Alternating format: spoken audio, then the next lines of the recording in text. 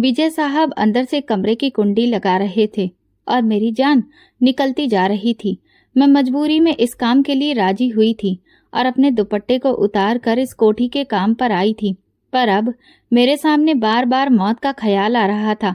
जैसे ही विजय साहब करीब आने लगे, मैं चिल्ला पड़ी और कहा, मैं ये नहीं कर सकती, मैं ऐसी लड़की नहीं हूँ, मेरा भगवान सब देख रहा है।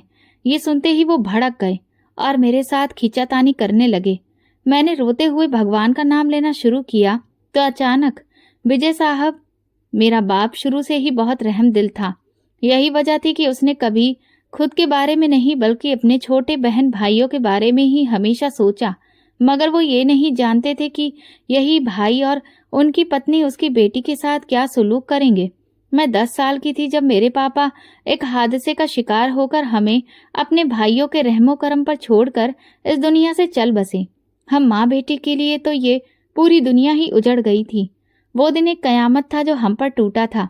जिस दिन पापा इस दुनिया से अलविदा कह गए थे, उसी दिन से मेरे ददीहाल वालों के जुल्म हम पर शुरू हो गए। मेरे पापा के जाते ही उनका भयानक चेहरा हमारे सामने आ गया था। वो कारोबार जो मेरे पापा ने शुरू किया था, वो भी मेरे चाचा और ताऊ ने हड़प लिया। अब हम दोनों माँ बेटी उन लोगों के टुकड़ों पर पलने के लिए मजबूर थे। पापा के देहांत के बाद मेरे ननिहाल वालों ने माँ से साथ चलने के लिए कहा, तो माँ ने ये कहकर इनकार कर दिया कि इस घर से मेरे पति की बहुत सारी यादें जुड़ी हुई हैं, मैं इस घर को छोड़कर कहीं नहीं जाऊंगी। माँ की इस बात से मेरे दादी के घर वाले बहुत खुश हुए थे, क्योंकि उन्हें तो मुफ्त की नौकरानी जो मिल रही थी। सारा दिन माँ मेरी चाची और ताई की चाकरी में लगी रहती।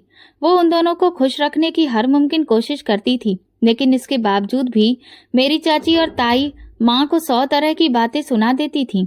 माँ के पास आंसू बहाने के सिवाय अब और कोई चारा नहीं था। मैं चाहकर भी माँ के दुखों को कम नहीं कर सकती थी। पापा को इस दुनिया से गए काफी दिन गुजर चुके थे। एक सुबह माँ ने मुझे स्कूल के लिए तैयार किया और मेरे ताऊ से बोली, भैया आप जब बच्चों को स्कूल छोड़ने जाएं तो रोशनी को भी छोड़ आइएगा।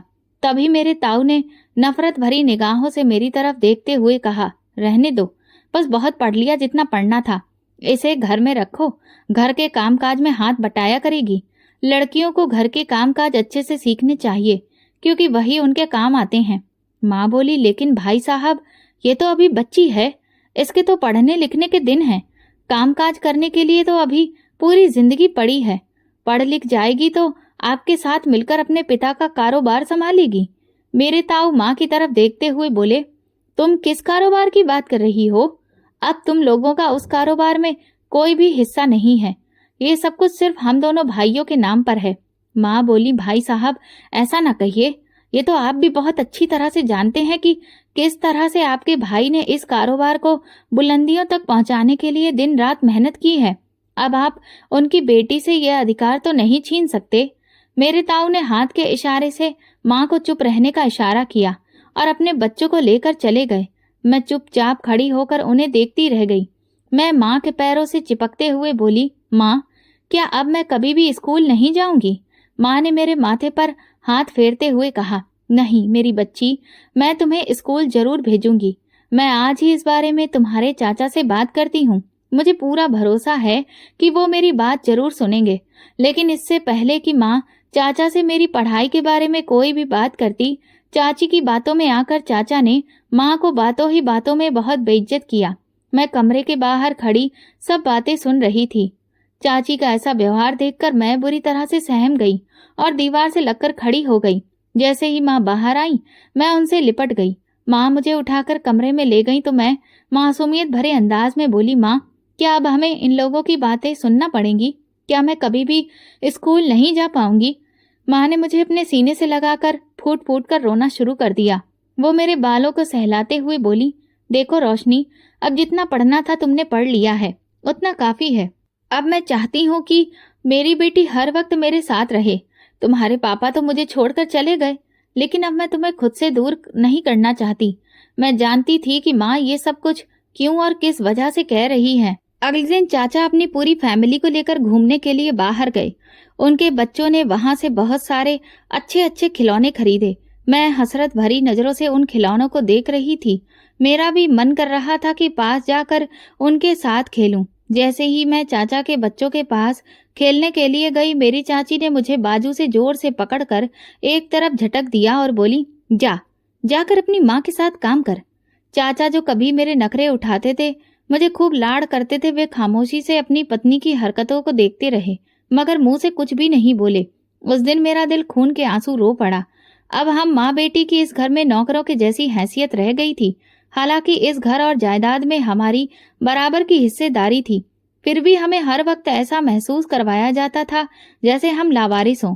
मेरी चाची और ताई माँ को हजारे बातें सुनाती, मगर मजाल है कि माँ के मुंह से कोई बात निकल जाती।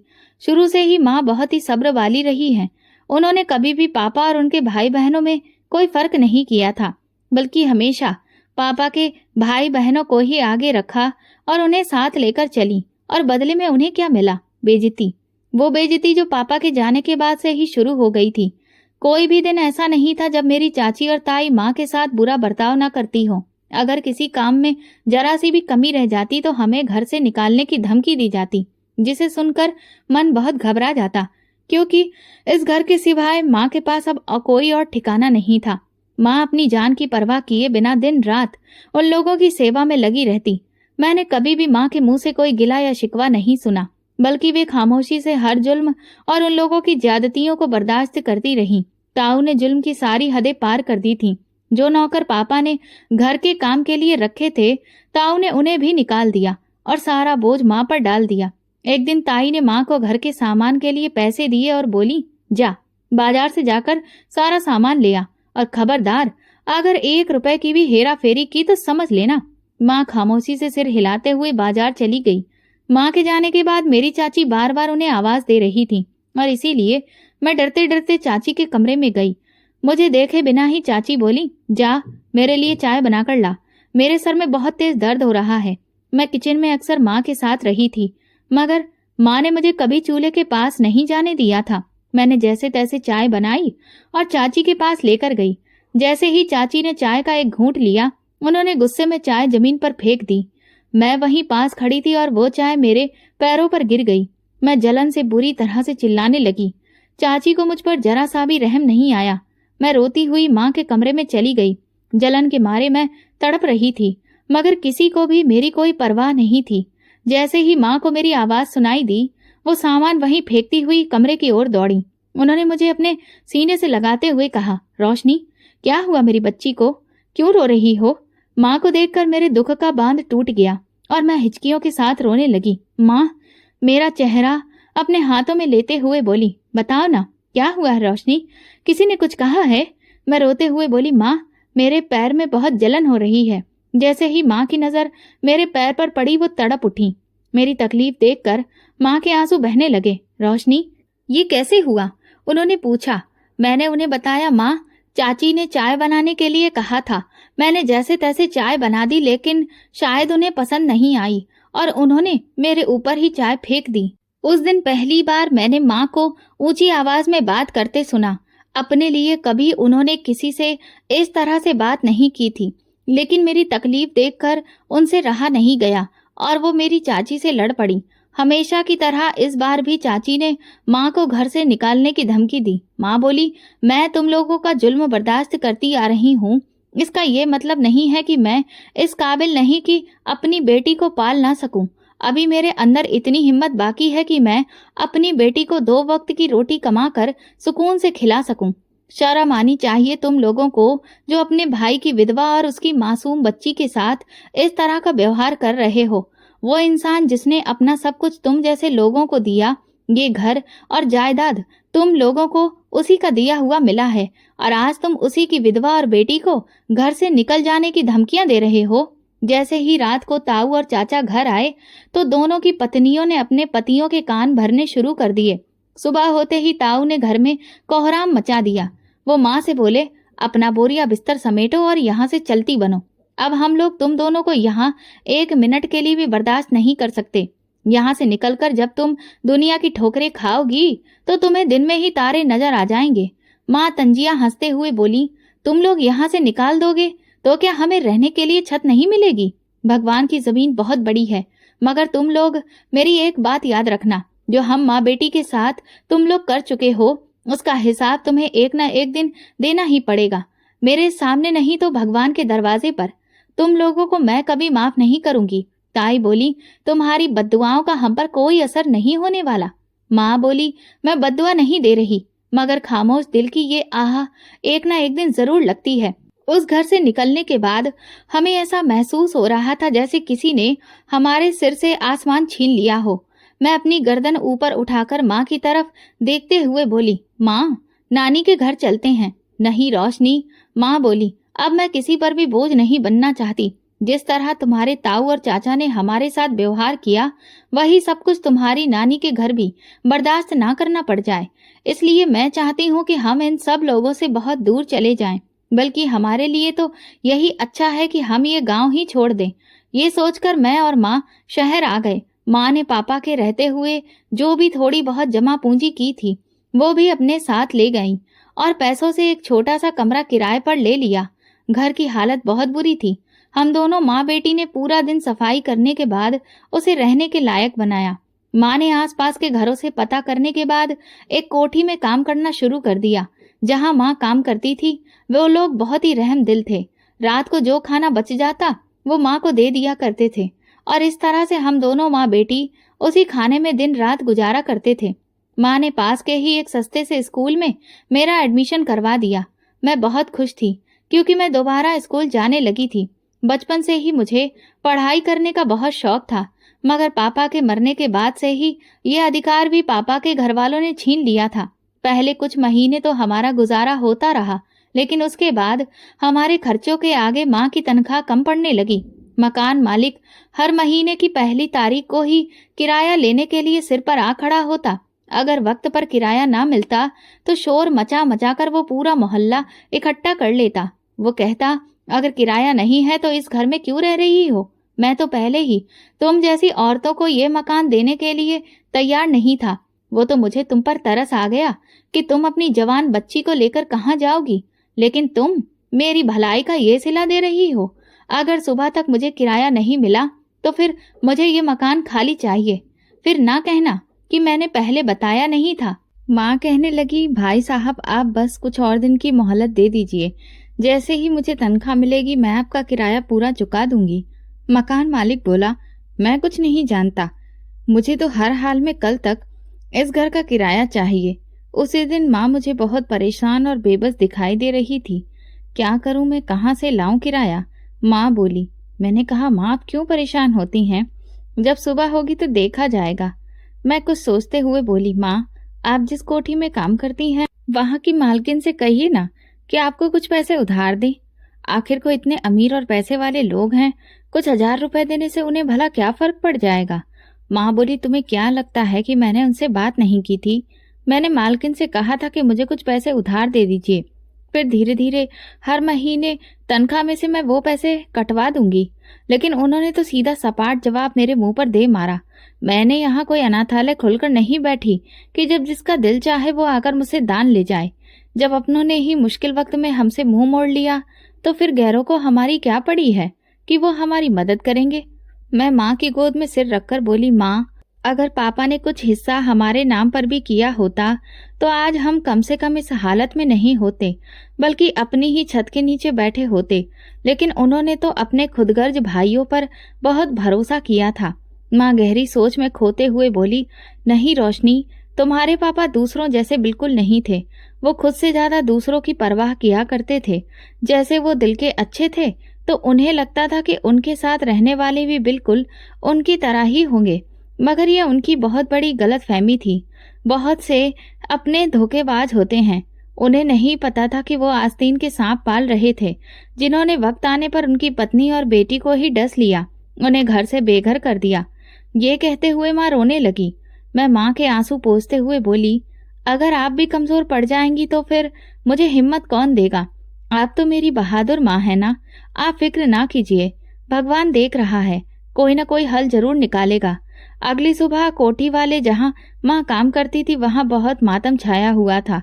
माँ तो ये सोच कर गई थी कि बड़ी मालकिन से अगले महीने की तनख्वाह लेकर मकान का किराया चुका देंगी। लेकिन जब माँ कोठी पहुंची तो वहाँ का नजारा ही कुछ और था।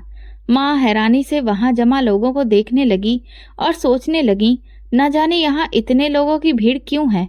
लोगों की भीड़ से गुजरकर जब माँ अंदर गईं, तो देखा कि दो छोटी छोटी बच्चियां मालकिन की डेड बॉडी के पास बैठी रो रही थीं। ये देखकर माँ का कलेजा मुंह को आ गया। वो इतनी मासूम और प्यारी बच्चियां थीं कि पहले दिन से ही माँ की उनसे अच्छी खासी दोस्ती हो गई थी, और आज माँ देख रही थी कि वही फूलों जैसे खिले चेहरे मुरझाए हुए थे। बड़ी मालकिन की मौत की खबर सुनकर माँ को तो यकीन ही नहीं आ रहा था, क्योंकि अभी कल ही जब माँ काम खत्म करके घर गई थीं, तो बिल्कुल मालकिन ठीक थीं। रातों रात न जाने उन्हें क्या हुआ कि वो अपने पति और अपनी बेटियों को हमेशा के लिए छोड़कर इस दुनिया से चली गईं। माँ अपनी परेशानियों को भूलकर उन लोगों के दुख को कम करने में लग गईं। मालकिन के पति तो अपनी पत्नी की मौत के सदमे में खुद को संभाल नहीं पा रहे थे। इस नाजुक वक्त में माँ ने साहब की बेटियों को अच्छे से संभाला। दिन रात माँ कोठी में ही रहने लगी। माँ तो ये भी भूल चुकी थी कि उनकी अपनी भी एक बेटी है। उसी दिन 3 दिन बाद माँ घर लौटी तो ना जाने क्यों मुझे बहुत कमजोरी महसूस हो रही थी। नींद पूरी ना होने की वजह से माँ की आंखों के नीचे भी काले घेरे पड़ चुके थे। माँ को देखकर मैंने कहा, देखा आपने अपनी क्या हालत कर रखी है। वो कहने लगी, रोशनी तुम सोचो, जिन छोटी छोटी बच्चियों की माँ उन्हें इतनी सी उम्र में छोड़कर चली गई, उनकी क्या हालत होती होगी। उन्हें तो अभी तक भरोसा नहीं हो रहा कि उनकी माँ अब इस दुनिया में नहीं रही। उनके मासूम चेहरों की तरफ देखकर मेरा तो जैसे दिल फटता है। मैं बोली, माँ हमारे साथ तो ये सब हो चुका है, इसीलिए आपको उनकी तकलीफ का इतना ज्यादा एहसास है। धीरे धीरे वक्त उनके जख्मों पर मरहम रख देगा। माँ कहने लगी, अच्छा तुम ये बताओ, मकान मालिक दोबारा तो नहीं आया था। मैं कपड़ों को तय करते हुए बोली, माँ ये हो सकता है कि वो ना आए। आज के दौर में कौन किसी की मजबूरी समझता है। फिर भी मैंने उनसे कह दिया था कि माँ ने आज मालकिन से तनख्वाह लेनी थी, लेकिन उन्हें क्या पता था कि उनके जाने से पहले ही मालकिन ये दुनिया छोड़ जाएगी। अब कुछ दिन तो आपको सब्र करना ही पड़ेगा, क्योंकि इतनी जल्दी उनसे तनख्वाह की बात करना अच्छा नहीं लगेगा। इसलिए वो खामोशी से चले गए। माँ बोली, वैसे मुझे उम्मीद नहीं थी। मुझे तो डर था कि दोबारा से मकान मालिक शोर मचाकर मोहल्ले वालों को इकट्ठा ना कर ले। फिर माँ कहने लगी, रोशनी मुझे बहुत थकान हो रही है, मैं आराम करने के लिए कमरे में जा रही हूँ, और ये कुछ पैसे हैं घर के खर्चे के लिए, तुम रख लो। मेरा क्या पता मैं कल भी आ सकूं या नहीं। मैंने कहा, माँ मुझे आपके बिना बहुत डर लगता है। मुझे अकेले ये घर काट खाने को दौड़ता है। आप एक काम क्यों नहीं करती, आप मुझे भी अपने साथ ही ले जाया करें। वहां मैं काम में भी आपका हाथ बटा दिया करूंगी, और जब तक आप वहां रहेंगी मैं भी आपके साथ ही रह लूंगी। माँ कहने लगी, रोशनी तुम अपने घर की 4 दीवारी में ही सुरक्षित हो। वैसे भी मैं नहीं चाहती कि मैं अपनी जवान बेटी को अपने साथ लेकर इधर उधर घूमती फिरूं। मैं कोशिश करूंगी कि शाम होते ही घर वापस आ जाऊं। अगले दिन ना जाने माँ को क्या हुआ, माँ से उठा ही नहीं जा रहा था।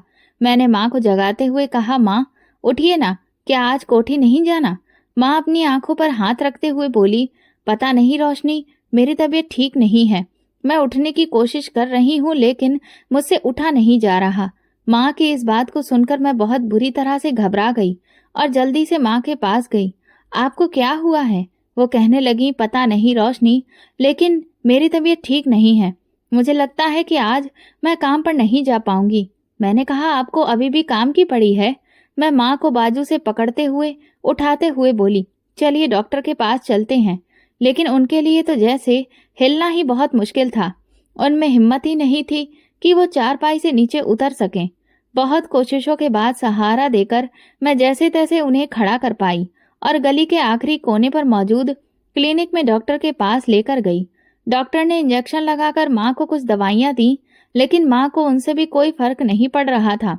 दिन ब दिन उनकी तबीयत बिगड़ती जा रही थी, जिसकी वजह से मेरी परेशानियां और भी ज्यादा बढ़ती जा रही थीं। ना तो मेरे पास इतनी रकम थी कि मैं माँ को बड़े अस्पताल ले जाती। इन 2-4 दिनों में ही घर में खाने के लाले पड़ गए थे। एक दिन मैं माँ से बोली, माँ क्यों ना मैं आपकी जगह जाकर उस कोठी में काम करूं। माँ बोली, नहीं रोशनी, कोई जरूरत नहीं है, मैं कल से खुद ही काम पर जाया करूंगी। अब मैं इतनी भी बीमार नहीं हूँ कि अपनी जगह तुम्हें लोगों के घरों में काम करने के लिए भेजूं। मैंने कहा, लेकिन आपकी तबीयत इस बात की इजाजत नहीं देती, और फिर औलाद ही तो मुश्किल वक्त में अपने माँ बाप का सहारा बनती है। बहुत मुश्किल के बाद मैंने माँ को कोठी में जाकर काम करने के लिए मना लिया। जब मैं वहां गई तो मेरी आंखें इतना खूबसूरत घर देखकर खुली की खुली रह गईं। जब मैं कोठी के अंदर दाखिल हुई तो न जाने वो कौन इंसान था जो अखबार पढ़ने में व्यस्त था। मुझे देखकर बोला, तुम कौन हो और यहाँ अंदर क्या लेने जा रही हो? मैंने अपना परिचय देते हुए कहा, मेरी माँ बीमार है, उनकी जगह मैं ही यहाँ काम किया करूंगी। मेरी बात सुनकर वो इंसान फिक्रमंद होकर माँ के बारे में पूछने लगा, क्या हुआ है उनको? मैं अपनी नजरें झुकाकर हाथ मसलते हुए बोली, पता नहीं, लेकिन दिन ब दिन उनकी तबीयत बिगड़ती ही जा रही है। वो तो आज भी बहुत जिद कर रही थी कि खुद ही काम पर आएंगी, मगर मैंने ही उन्हें मना कर दिया कि आपकी तबीयत अब इस बात की इजाजत नहीं देती कि आप कोठी में जाकर काम करें। इसीलिए सब उनकी जगह काम करने के लिए अब मैं आई हूँ। जो भी काम है आप मुझे बता दीजिए। मैं आपको भरोसा दिलाती हूँ कि मैं कभी भी कोई शिकायत का मौका नहीं दूंगी। सारा काम बहुत अच्छे से करूंगी। साहब बोले, अच्छा, तुम अंदर किचन में जाओ और जो भी काम तुम्हें समझ में आए वो कर लो। अब इस घर में और कोई औरत है नहीं और मुझे घर के कामों के बारे में कुछ ज्यादा पता नहीं है। मैं जाने के लिए आगे बढ़ी तो साहब बोले, सुनो, तुम्हारा नाम क्या है? मैंने कहा, रोशनी। मुझे ऐसे किसी गैर मर्द के सामने अपना नाम बताना बहुत ही अजीब सा लग रहा था। साहब बोले, मेरे लिए चाय बनाकर लाओ। मैं जी कहती हुई किचन में चली गई। इस कदर खूबसूरत किचन मैंने अपनी जिंदगी में पहली बार देखा था। वहां हर चीज अपनी सही जगह पर रखी हुई थी। ये देखकर मैं इस कोठी में रहने वाले लोगों की किस्मत पर जलन सी महसूस करने लगी थी। मुझे कोठी में काम करते हुए काफी दिन हो चुके थे, मगर साहब ने तनख्वाह देने का नाम भी नहीं लिया। तो एक दिन मैंने खुद ही साहब से बात करने के बारे में सोचा। मैं बात करने के लिए उनके कमरे की तरफ गई और इससे पहले कि मैं दरवाजे पर दस्तक देती, मुझे अंदर से किसी के रोने की आवाज आने लगी। जब मैंने ध्यान से सुना तो वो आवाज विजय साहब की ही थी। लेकिन साहब क्यों रो रहे थे, इसकी वजह मैं जान न पाई। घर आकर जब मैंने ये बात माँ को बताई तो माँ कहने लगी, रोशनी, साहब अपनी पत्नी से बहुत प्यार करते थे। उनकी पत्नी ने उस घर को एक स्वर्ग की तरह सजा कर रखा हुआ था। क्या ये दुख साहब के लिए कम है कि उनकी छोटी छोटी बेटियां अपनी माँ के बिना कैसे रह रही होंगी? जिस तरह एक औरत पर भारी होता है, उसी तरह एक मर्द पर भी अपनी पत्नी से बिछड़ने के बाद टूट कर बिखर जाता है। एक माँ अपने बच्चों को माँ और बाप दोनों का बनाकर पाल सकती है, मगर जो एक मर्द है वो एक माँ की कमी को कभी पूरा नहीं कर सकता।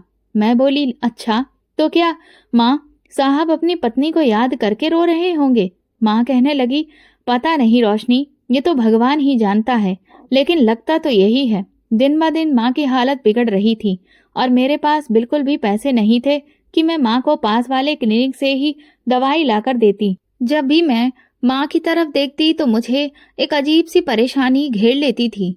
एक दिन सुबह काम पर जाते ही मैं साहब के कमरे में गई तो देखा कि साहब अपने सामने फाइलें फैलाए न जाने किस परेशानी में डूबे बैठे थे। मुझे समझ नहीं आ रहा था कि मैं कैसे बात करूं। मैंने हिम्मत करके कहा, साहब, मुझे माँ के इलाज के लिए कुछ पैसे चाहिए। साहब गुस्से में बोले, तुम्हें नजर नहीं आ रहा कि मैं इस वक्त काम में बिजी हूँ? तुम जैसे लोगों को तो हर वक्त बस पैसा ही चाहिए होता है। उन्होंने कुछ पैसे साइड में रख दिए और बोले, रख लो, जो भी कमी रह जाए बाद में बता देना। अभी फिलहाल मेरे पास टाइम नहीं है। अब जाओ यहाँ से, और अगली बार जब भी मेरे कमरे में आओ तो नॉक करके आना। मैंने कांपते हुए कहा, जी साहब। सारा दिन काम करने के बाद जब शाम को घर लौटी तो अभी घर में दाखिल ही हुई थी कि माँ के जोर जोर से खांसने की आवाज सुनाई दी। माँ बहुत बेचैन हो रही थी। उनकी ये हालत मुझसे अब देखी नहीं जा रही थी।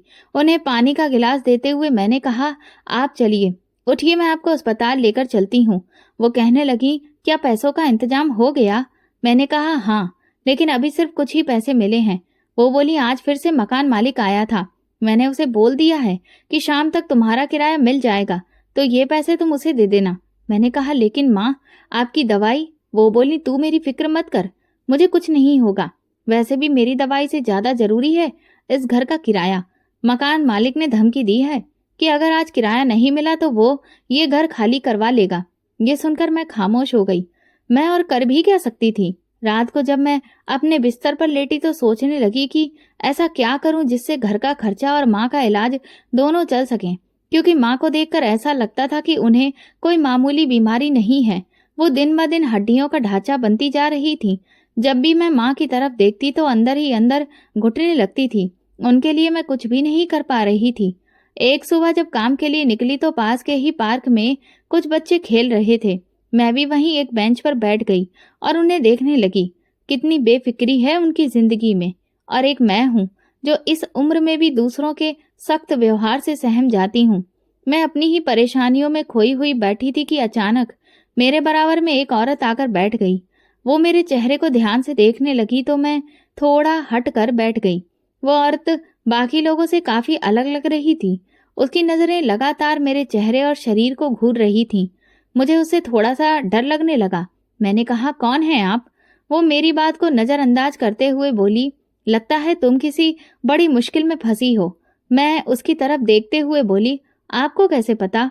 वो बोली, देखो लड़की, तुम मेरी बात छोड़ो। मुझे पता है कि तुम्हें इस वक्त पैसों की बहुत जरूरत है। मैं ठीक कह रही हूं ना? मैंने सिर हिलाते हुए हामी भरी। वो कहने लगी, अगर तुम चाहो तो मैं तुम्हें एक ऐसे काम पर लगा सकती हूँ जहाँ ढेर सारा पैसा है। तुम्हें मेहनत करने की भी ज्यादा जरूरत नहीं है, क्योंकि तुम खूबसूरत हो, इतनी कि कोई भी तुम्हारे लिए लाखों लुटा देगा। मुझे उसके इरादे कुछ ठीक नहीं लगे। फिर भी मैं बोली, मुझे क्या करना होगा? वो मेरे चेहरे पर आई बालों की लटों को पीछे करते हुए बोली, जब तुम मेरे साथ चलोगी ना तब तुम्हें सब पता चल जाएगा। फिर जाने के लिए उठी और पीछे मुड़कर बोली, अगर तुम ये काम करोगी तो तुम्हारी सारी मुश्किलें हल हो जाएंगी। मैं कल फिर यहाँ इसी जगह पर तुम्हारा इंतजार करूंगी। ये कहकर वो औरत चली गई। मेरे अंदर पैसा कमाने की एक लालसा सी पैदा हो गई। मैं सोचने लगी कि आखिर वो कौन सा काम है जिसमें इतने पैसे मिल सकते हैं। उस औरत की बातों ने मेरे अंदर तूफान खड़ा कर दिया था। मेरा काम पर जाने का बिल्कुल भी मन नहीं हो रहा था, लेकिन फिर भी मैं काम पर चली गई। काम के दौरान मेरा सारा ध्यान उसी औरत की बातों पर था। मेरे मन में लालच घर कर चुका था। पता ही नहीं चला कि कब साहब किचन के पास खड़े होकर मुझे देख रहे थे। उन्होंने 2-3 बार बुलाया, तब मैं ख्यालों की दुनिया से बाहर आई। इससे पहले कि वो कुछ और कहते, मैं बोली, साहब आप किसी नई नौकरानी का बंदोबस्त कर लीजिए। साहब हैरानी से मेरी तरफ देखने लगे। क्यों? क्या अब तुम काम पर नहीं आओगी? मैं नजरें झुकाकर बोली, नहीं साहब, अब मैं कल से नहीं आऊंगी। मुझे किसी दूसरी जगह पर काम मिल गया है, अब मैं वहीं जाऊंगी। पैसे भी जितनी तनख्वाह मुझे यहाँ मिलती है उससे तो सिर्फ घर का किराया ही मुश्किल से भर पाती हूँ, लेकिन जहाँ मुझे अब नौकरी मिली है वहां से बहुत सारा पैसा मिलेगा। साहब तंज भरे अंदाज में बोले, रोशनी, कहीं तुम्हें बैंक में नौकरी तो नहीं मिल गई? क्योंकि ज्यादा पैसा तो वहीं मिलता है। मैं कड़वे लहजे में बोली, पता नहीं साहब, कल पार्क में एक औरत मिली थी। मैं तो उसे जानती तक नहीं थी, लेकिन आज भी दुनिया में ऐसे बहुत से लोग हैं जो दूसरों की परेशानी समझते हैं। साहब बोले, अच्छा तो ये पक्का है कि तुम कल से यहाँ नहीं आओगी? मैंने कहा, जी साहब, इसीलिए तो आपको पहले से ही बता रही हूँ कि किसी दूसरी नौकरानी का इंतजाम कर लीजिए। काम से निकलकर मैं माँ को उस औरत के बारे में बताने लगी। माँ बोली, देख रोशनी, तू बहुत भोली है और ये दुनिया बहुत चालाक है। अगर मैं बीमार न होती तो कभी भी तुझे बाहर कदम न रखने देती। न जाने वो औरत कौन है, क्या करती है। रोशनी, मैं तुझसे कह रही हूँ, तू वहां नहीं जाएगी। मैं अपने इलाज के लिए तुझे किसी भी मुश्किल में नहीं डाल सकती। जो है जैसा है, हमें उसी में गुजारा करना होगा। मैं गुस्से में बोली, माँ, मैं थक चुकी हूँ इन रोज रोज की परेशानियों से। कुछ तो करना ही होगा, वरना पूरी जिंदगी ऐसे ही गुजर जाएगी। मैं बता रही हूँ, मैं सुबह उस औरत के साथ जरूर जाऊंगी। माँ की आंखों में आंसू आ गए। वो बोली, तुम बहुत बड़ी हो गई हो रोशनी, जो अपने फैसले खुद करने लगी हो। अब तुम माँ की कहाँ सुनोगी। मैं माँ के कदमों में बैठते हुए बोली, ये सब मैं आपके लिए ही तो कर रही हूँ। मैं आपको इस तरह से तकलीफ में नहीं देख सकती। मेरे पास पैसे होंगे तो मैं आपको किसी अच्छे अस्पताल में इलाज के लिए लेकर जाऊंगी। आखिर मेरी जिद के आगे माँ को घुटने टेकने पड़े। उस दिन मैं सुबह जल्दी उठ गई, माँ को नाश्ता दिया। घर की सफाई करने के बाद मैं बोली, अच्छा माँ, अब मैं चलती हूँ। ये ना हो कि वो औरत वहाँ पार्क में मेरा इंतजार करके वापस चली जाए। माँ मुझसे बोली, जाने से पहले भगवान का आशीर्वाद ले लो, उनके आगे हाथ जोड़ लो और ये दुपट्टा अपने सर पर अच्छे से ओढ़ लो। भगवान तुम्हें हर बुरी नजर से सुरक्षित रखे। और देखो, जल्दी लौट आना, मुझे तुम्हारी फिक्र लगी रहेगी। मैंने कहा, माँ फिक्र क्यों करती हो? मैं इस काबिल हूँ कि खुद की सुरक्षा कर सकूं। आप परेशान ना हो, मैं जल्दी ही आने की कोशिश करूंगी। फिर जब मैं पार्क में पहुंची तो वो औरत उस बेंच पर बैठी हुई थी, पहले से ही मेरा इंतजार कर रही थी। मुझे देखते ही वो उठकर खड़ी हो गई। मुझे पूरा भरोसा था कि तुम जरूर आओगी, चलो मेरे साथ। वो औरत मुझे गाड़ी में बिठाकर एक हवेली नुमा घर में ले गई, जहाँ देखने में सब बहुत ही अजीबोगरीब माहौल था। गाड़ी से उतरने के बाद हम दोनों अंदर चली गईं, तो अंदर का माहौल और भी ज्यादा अजीब था। उस औरत ने मेरी मुलाकात एक अधेड़ उम्र की औरत से करवाई, जो हाथों और बालों में सफेद मोती के गजरे पहने हुए थी। वो देखते ही बोली, अरे शबनम, ये कहाँ से लेकर आई हो? ये तो सोने की चिड़िया लगती है, बहुत ही खूबसूरत है और इसकी जवानी तो इसके हर एक हिस्से से टपक रही है। शबनम बड़ी ही मक्कारी से हंसते हुए बोली, कांता बाई बेचारी हालात की मारी हुई है, इसे अपनी माँ के इलाज के लिए पैसों की बहुत जरूरत है, तो मैंने सोचा क्यों ना इसकी मुश्किल को आसान कर दूं, इसीलिए मैं इसे उठाकर यहाँ ले आई हूँ। कांता बाई बोली, लड़की तुम समझ गई हो ना कि तुम्हें यहाँ पर क्या करना होगा? मैं नासमझी से उन दोनों की तरफ देखने लगी। घबराहट के मारे मेरा गला सूख रहा था। मैं बोली, नहीं तो। शबनम बोली, इतनी भोली तो तुम नहीं हो जो तुम्हें पता ना हो कि यहाँ कोठे पर क्या होता है। कोठे का नाम सुनकर तो मेरे पैरों तले से जमीन ही खिसक गई थी, क्योंकि कोठे जैसे शब्द का इस्तेमाल हम शरीफ परिवारों में बहुत ही गिरा हुआ समझा जाता था। मैं परेशानी से इधर उधर देखते हुए बोली, क्या ये कोठा है? मैंने इधर उधर नजर दौड़ाई तो मुझे वहां पर तबला और घुंघरू पड़े हुए नजर आए। मेरे तो जैसे पसीने ही छूटने लगे थे। मैं उनसे कुछ कदम पीछे हटते हुए बोली, नहीं, मुझे ये काम नहीं करना, मैं यहाँ नहीं रुकूंगी। कांताबाई गुस्से से शबनम की तरफ देखते हुए बोली, मेरी नजरों से दूर ले जाओ इस लड़की को। शबनम फिर मुझे अंदर कमरे में ले गई और बड़े ही कठोर लहजे में बोली, ये तुमने क्या किया? कांताबाई को नाराज कर दिया? मैंने कहा, मैं जा रही हूँ यहाँ से, मुझे नहीं करना ये काम। शबनम बोली, सोच लो, क्योंकि अगर इसमें हमारा फायदा है तो फिर तुम हमसे भी ज्यादा फायदे में रहोगी। जरा सोचो और तरस खाओ अपनी माँ पर। क्या तुम अपनी माँ को ऐसे ही रगड़ रगड़ कर मरते देखना चाहती हो?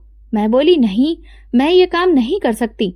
हम इज्जतदार लोग हैं और ये इज्जतदार लोगों का पेशा बिल्कुल भी नहीं है। शबनम बोली, तो जाओ यहाँ से, खुद को और अपनी माँ को इस बेरहम दुनिया के सहारे पर छोड़ दो, फिर देखना ये दुनिया तुम दोनों को नोच नोच कर खा जाएगी। तो मेरा नाम बदल देना। मैं वहां से निकल आई, क्योंकि मेरा वहां बहुत दम घुट रहा था। उस हवा में मेरे लिए सांस लेना मुश्किल हो रहा था। घर आते ही माँ बोली, आ गई मेरी बच्ची? हाँ माँ, आपकी तबीयत कैसी है? माँ बोली, तबीयत का क्या होना था, तुम्हारे सामने ठीक ठाक तो हूँ। माँ, मैं जानती हूँ आप ठीक नहीं हैं, ये सब आप मुझे तसल्ली देने के लिए कहती हैं। माँ मेरी बात को टालते हुए बोली, अच्छा तुम ये बताओ कि तुम्हारा काम कैसा रहा? क्या तुम्हें काम पसंद नहीं आया जो तुम इतनी जल्दी घर आ गई? मैं अपनी आंखों में आंसू छुपाते हुए बोली, माँ काम तो मुझे पसंद नहीं आया, मगर हाँ उसमें पैसे बहुत हैं। माँ हैरानी से मेरी तरफ देखते हुए बोली, अच्छा ऐसा कौन सा काम है? मैं बोली, माँ है कोई काम आप नहीं जानती, लेकिन मुझे वो काम नहीं करना। मैं सुबह से कोठी में ही काम करने जाऊंगी।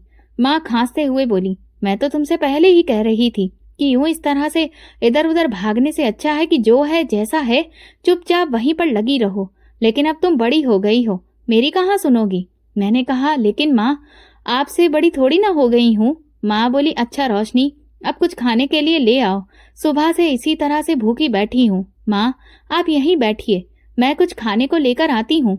मैं माँ को देती भी तो क्या, घर में खाने के लिए कुछ भी नहीं था। मैंने सारे बर्तन चेक किए, सिवाय एक पाव चावल के घर में नमक मिर्च तक नहीं था। मैंने वो चावल निकाला, उन्हें उबाल कर माँ को दिया और खुद भी वही चावल खाते हुए मेरी आंखों से आंसू निकल आए। माँ कहने लगी, रोशनी इस तरह से खाते हुए आंसू नहीं बहाते। दुनिया में कई लोग ऐसे भी हैं जिन्हें ये चावल भी नसीब नहीं होते हैं और वे बेचारे भूखे ही सो जाते हैं। माँ को लेटाने के बाद मैं भी अपने बिस्तर पर लेट गई। अभी मैं लेटी ही थी कि तभी माँ को इतनी तेज खांसी आनी शुरू हो गई कि रुकने का नाम ही नहीं ले रही थी। मैं माँ की पीठ सहलाने लगी। खांसते खांसते उनका दम उखड़ने लगा। बहुत देर बाद जाकर कहीं उनकी आंख लगी। मैं अपने बिस्तर पर लेटी थी, लेकिन नींद मेरी आंखों से कोसों दूर थी। मैं बेचैनी से करवटें बदल रही थी। नहीं, मैं ये काम नहीं कर सकती। ये इज्जत को बेचने वाला काम है। मैं कैसे करूंगी? मैं मन ही मन खुद से सवाल कर रही थी। मैंने माँ से ये बात छुपाई थी। वहां से आकर मैं पक्का इरादा कर चुकी थी कि मैं हरगिज ये इज्जत बेचने वाला काम नहीं करूंगी। मगर जैसे ही रात को माँ की तबीयत ज्यादा बिगड़ती और घर में खाने के भी लाले पड़ते दिखाई दिए, तो फिर मैं ये काम करने के लिए तैयार हो गई। भले ही इससे मेरी इज्जत लुट जानी थी। मेरे पास इस काम को करने के बाद कुछ भी नहीं बचना था, मगर फिर भी अपनी माँ के इलाज के लिए मैं ये सब कुछ करने को तैयार थी, क्योंकि जितनी मुश्किलों और तकलीफों से भरी जिंदगी माँ ने अब तक देखी थी, अब मैं उन्हें और ज्यादा दुख में नहीं देख सकती थी। मैंने रात में ही पक्का इरादा कर लिया कि कल मैं कोठी पर जाऊंगी। अगले दिन मैं अपने पास जो कुछ भी पैसे बचे थे उनसे बाजार से माँ के खाने के लिए नाश्ता लेकर आई। माँ से झूठ बोलकर कहा कि मैं कोठी पर काम करने जा रही हूँ, क्योंकि अगर मेरे झूठ से माँ खुश थी तो ये झूठ बोलना मुझे कबूल था। आखिर ये सब मैं माँ के लिए ही तो कर रही थी। मैं पैदल चलते हुए सोच रही थी कि अगर माँ को ये सब पता चल गया तो ना जाने वो ये सब कुछ सह भी पाएंगी या नहीं। नहीं, मैं अपनी माँ को हरगिज भी कुछ भी पता नहीं चलने दूंगी कि मैंने अपनी इज्जत उनकी खातिर कुर्बान कर दी। मेरे अंदर सवाल उठ रहे थे, क्या मैं एक इज्जतदार घर की बेटी होकर ये सब कर पाऊंगी? ये नीच काम मेरे लिए किसी जंग को फतेह करने से कम नहीं था। जैसे ही मैंने कोठे पर कदम रखा, शबनम और कांताबाई मुझे देखकर खिल उठी। शबनम जीत के अंदाज में कांताबाई की तरफ देखते हुए बोली, कांताबाई, मैंने आपसे कहा था ना, ये लड़की जरूर आएगी। पैसा चीज ही ऐसी है जो बड़े बड़े इज्जत वालों को यहाँ तक आने पर मजबूर कर देती है। कांताबाई ने दोनों हाथों से ताली बजाई तो कुछ लड़कियां इस वक्त उनके कमरे में हाजिर हो गईं। कांताबाई बोली, जाओ इस लड़की को ले जाकर तैयार कर दो। आज हमारे कुछ खास मेहमान आ रहे हैं। अगर वो खुश हो गए तो समझो फिर तो हमारी किस्मत ही खुल जाएगी। मैं पत्थर बनी अपने होशो हवास से बेगानी बैठी थी। मुझे ये तक होश नहीं था कि उन लड़कियों ने मुझे कब तैयार कर दिया। जैसे ही मेरी नजर आईने पर गई तो मैं देखती ही रह गई, क्योंकि खुद को मैंने बहुत अरसे के बाद इस तरह से देखा था और देखते ही चली गई, क्योंकि मैं हर तरफ से बहुत खूबसूरत लग रही थी। मुझे देखते ही शबनम बोली, जितनी तुम खूबसूरत लग रही हो तुम्हें देखने वाला पहली नजर में ही तुम पर दिल हार बैठेगा। कांताबाई बोली, जाओ इसे कमरे में छोड़ आओ। आज के खास मेहमान बस आते ही होंगे। मैं कमरे में अकेली पीली पड़ी रंगत के साथ बार बार दरवाजे की तरफ देख रही थी। कुछ देर बाद दरवाजा खुला तो मेरे दिल की धड़कन बहुत तेज होने लगी। मैं नजर झुकाए बैठी थी। मुझे नहीं पता था कि वो इंसान कौन था, लेकिन वो जैसे ही अंदर आया उसने अंदर से कमरे की कुंडी लगा दी। मुझे अपनी जान निकलती हुई महसूस हो रही थी। मैं मजबूरी में इस काम को करने के लिए राजी हुई थी और इस काम को करने की वजह से मैंने अपना दुपट्टा उतार दिया था। अब मेरे सामने बार बार मौत का ख्याल आ रहा था। जैसे ही वो इंसान मेरे पास आने लगा तो मैं चीखने चिल्लाने लगी, मैं ये नहीं कर सकती, मेरा भगवान देख रहा है, मैं इज्जतदार लड़की हूँ। ये सुनते ही वो इंसान भड़क गया और मेरे साथ जबरदस्ती करने लगा। मैं रोते हुए राम का नाम लेने लगी तो अचानक वो आदमी एकदम से पीछे हट गया। वो बोला, मैं जानता था कि तुम ये सब अपनी मजबूरी के कारण ही कर रही हो, ना कि अपनी मर्जी से। मुझे तुरंत ही वो आवाज जानी पहचानी सी लगी और जैसे ही मैंने नजर उठाकर देखा तो वो कोठी वाले विजय साहब थे, जिन्हें देखकर शर्म के मारे मैं जमीन में गड़ी जा रही थी। मैं अपनी सफाई देने लगी। साहब, मैंने ये सब जानबूझकर नहीं किया। घर में बीमार माँ पड़ी है और खाने के लिए भी कुछ नहीं है। हालात से परेशान होकर मैंने ये घटिया कदम उठाया था और इसीलिए मैं यहाँ आई थी, मगर मेरा जमीर मुझे झिंझोड़ रहा था कि ये सब गलत है। विजय साहब बोले, मैं जानता हूँ, इसीलिए जब तुमने मुझे काम के लिए मना किया था उसी दिन मैं समझ गया था कि तुम बहुत मासूम हो। मुझे डर था कि कहीं तुम किसी की बातों में आकर कोई ऐसा वैसा काम ना कर बैठो जिससे तुम्हारी माँ जीते जी मर जाए। इसी वजह से मैंने तुम्हारा पीछा किया और यहाँ तक आ पहुंचा।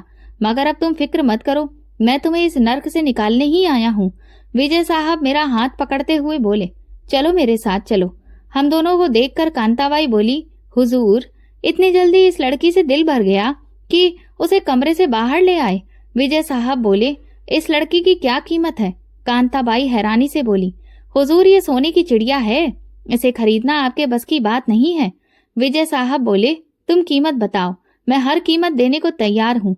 विजय साहब ने मुंह मांगी रकम देकर मुझे अपने साथ ले लिया और बोले, आज के बाद ऐसी गिरी हुई हरकत मत करना।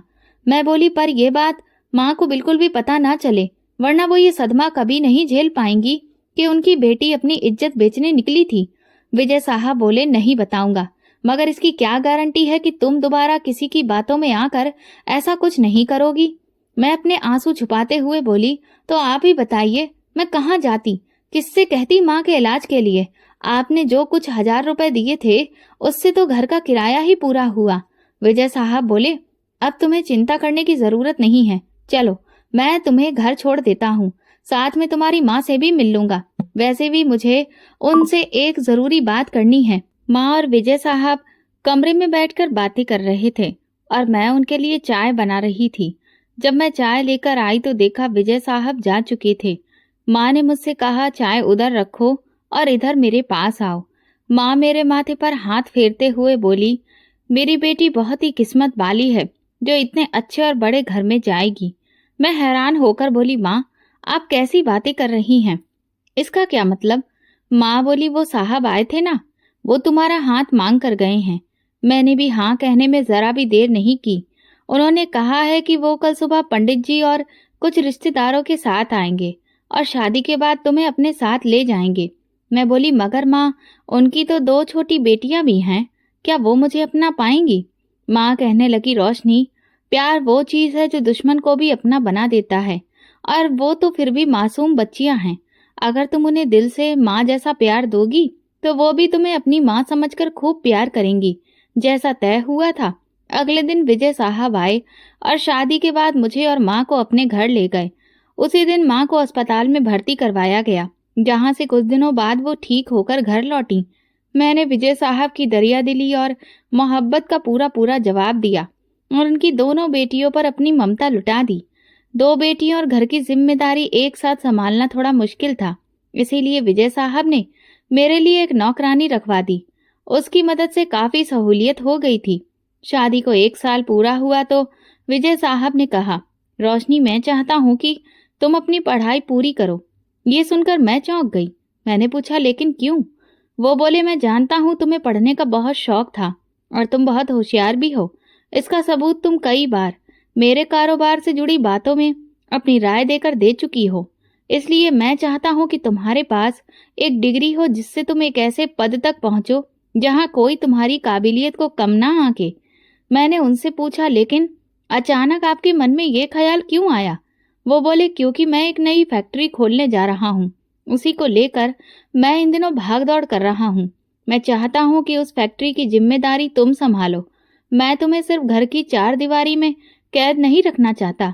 जब तुम आत्मविश्वास से भरी रोशनी बनोगी तो मुझे भी गर्व होगा कि मेरी पत्नी अपने पैरों पर खड़ी है और हमारी बेटियां भी तुमसे बहुत कुछ सीखेंगी और तुम्हारे ही नक्शे कदम पर चलेंगी।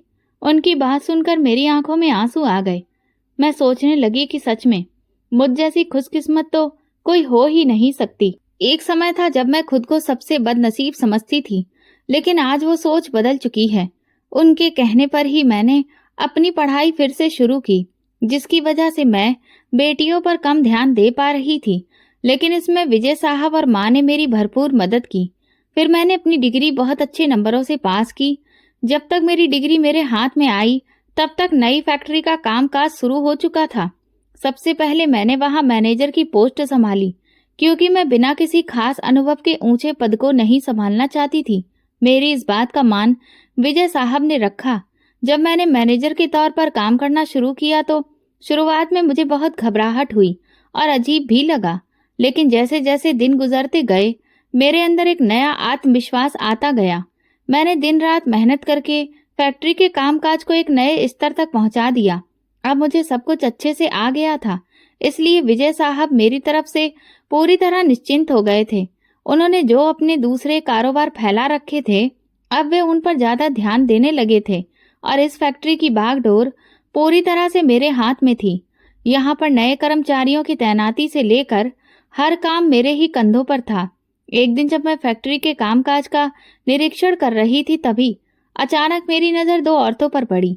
उन्हें देखकर मैं हैरान रह गई, क्योंकि वे मेरी चाची और ताई थीं।